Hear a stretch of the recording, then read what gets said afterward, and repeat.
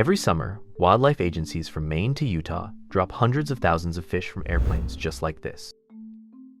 And if you're wondering how dropping animals hundreds of feet became an ethical wildlife strategy, you're not alone. But don't worry, over 95% of them survive the fall. In fact, aerial drops not only have a higher survival rate than traditional methods, but they're revolutionizing how we manage wilderness areas in remote locations. I'm about to talk you through the physics that make this possible, and show you how aerial drops have become a vital strategy for some even more unusual conservation projects on the planet, from parachuting beavers to dropping cats.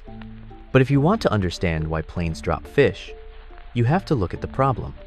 Before aircraft, stocking remote mountain lakes was a logistical nightmare. Wildlife workers had to load fish into heavy milk cans 40 to 50 pounds each and strap them onto pack horses for multi-hour or multi-day treks. The fish would get stressed from the rough journey, and by the time they reached their destination, many of the fish were already dead or dying. Besides, operations like these took a lot of time, were resource-intensive, and highly condition-dependent. Some lakes went unstocked for years simply because the logistics were too challenging. So back in the 30s, private fishing clubs in New York's Adirondack Mountains began experimenting with using small planes to transport fish to remote waters. They weren't dropping them yet, just flying them in and releasing them carefully. The next major step was pioneered by Maine's game wardens in the 40s. Reaching their hundreds of wilderness ponds meant grueling canoe trips or backpacking expeditions that could take days. Here, they discovered that small fish could survive the fall if dropped from the right height and flying speed. The plane makes a careful approach, ready for the drop. Now into the air and down they swing, down to the ground near a stream or a lake. By the early 50s, the Maine innovation had become the standard practice for managing remote fisheries across the American West. Utah's first aerial stocking flights in 1956 proved that a pilot could hit 7 or 8 lakes in a single morning, more than a pack train could reach in an entire season. And today, this practice is routine across the country. Maine still stocks over 150 wilderness ponds annually using float planes. And Colorado runs one of the largest aerial programs, dropping 380,000 native cutthroat trout into about 300 high-altitude lakes to replenish declining populations. Other states, like New Hampshire, Wyoming, Idaho, Montana, and plenty of others, all rely on aerial stocking to manage thousands of remote fisheries. Nowadays, aerial stocking operations run like precision military missions. Aircraft are fitted with custom-built tanks, divided into multiple compartments, each designed to hold different species bound for different lakes. On a typical stocking flight, aircraft are loaded with thousands of fingerlings, tiny creatures that weigh only a few grams each. A single plane can carry up to 84 pounds of these little fish, along with hundreds of pounds of water to keep them alive during flight. Pilots fly low, typically between 50 and 150 feet above the water surface. At this height, the physics work in the fish's favor. Fingerlings reach terminal velocity almost immediately, which means they stop accelerating and fall at a steady, manageable speed. And the survival statistics are pretty impressive. Agencies report that over 95% of the fish survive each drop, and biologists often verify these numbers by conducting netting surveys within minutes of release. In fact, aerial stocking often results in better survival rates than ground transport. Hauling fish in trucks on rough mountain roads creates constant jostling and difficulty maintaining oxygen levels, leading to significantly higher fatality rates. The fish are also specially prepared for the flight. They are taken off food 2 days before to reduce mess, and each batch is carefully counted and weighed to ensure the right species ends up in the right lake. Importantly, non-native species are often sterile hybrids that cannot reproduce. This prevents overpopulation and ensures they do not spread into downstream waters to compete with native species. But why do wildlife agencies even bother doing all this in the first place? Well, the primary purpose is recreational fishing, but the practice is used for conservation too, like replacing native species depleted by human activities. In fact, most of these high-altitude lakes are naturally fishless. When glaciers retreated thousands of years ago, they left behind these mountain pools.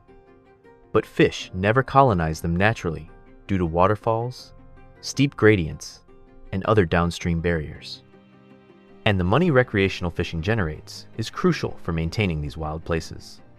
Every year, nearly $1 billion is generated from fishing licenses across the country, 100% of which goes back to states' wildlife conservation programs. We're talking habitat restoration projects, wildlife research, education programs.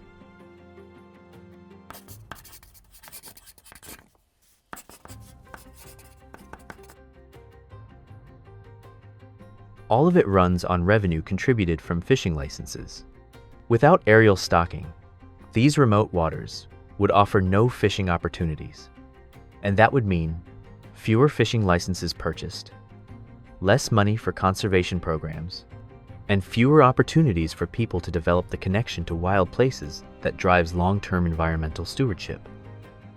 But if you thought dropping fish was the craziest thing wildlife managers have done from the air, you haven't seen anything yet. Aerial drops have proven to be an essential tool for conservation projects. Some obvious, others less so. One of the most unusual was Idaho's Operation Beaver Drop in 1948. Officials needed to restore remote watersheds in the Frank Church Wilderness, but transporting beavers by ground would take weeks and likely kill the animals from stress. Their audacious plan? Parachute the beavers in. They built special wooden crates, loaded 76 live beavers, and dropped the crates with parachutes attached. The beavers landed safely, built dams, and successfully restored the entire watershed, a cost-effective rewilding that would have been impossible any other way. Then there was Operation Cat Drop in Borneo in 1960. After the World Health Organization sprayed DDT to control mosquitoes, the pesticide killed local cats, leading to a rat explosion that overran villages. The solution was simple. Parachute cats into remote villages to restore the natural predator-prey balance. Then more recently, Australia's devastating 2019 bushfires created another aerial rescue mission. Planes and helicopters airdropped thousands of kilograms of sweet potatoes and carrots to starving wallabies trapped on isolated outcrops. Ground crews couldn't reach these animals, but aircraft could deliver life-saving food supplies directly to where they were needed. Modern conservation has taken this concept of aerial drops even further with drone seeding technology. After wildfires destroy forests, drones equipped with AI and GPS can scatter specially designed seed pods over 100 acres per hour. The drones use LiDAR mapping to identify optimal planting spots and can deliver species-specific seed mixes tailored to each microenvironment. The common thread connecting all these operations is simple. When landscapes are too big, too remote, or too dangerous for people to access, aircraft become the bridge between human intention and ecological need.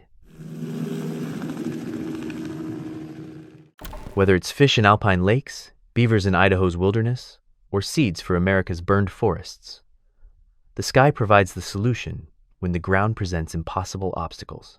But these aren't just feel-good stories, they're precision operations backed by science and decades of refinement. Each represents a moment when conservationists looked at an impossible problem and asked, what if we approach this from above? What looks like madness is actually precision wildlife management backed by decades of data. Hundreds of thousands of fish are dropped annually across multiple states with 95% survival rates, better outcomes than many traditional stocking methods. And the innovation timeline is remarkable. From milk cans on horseback to GPS-guided aircraft in just 70 years. Anyway, thanks for watching. Subscribe for more surprising conservation stories that challenge what you think you know about wildlife management.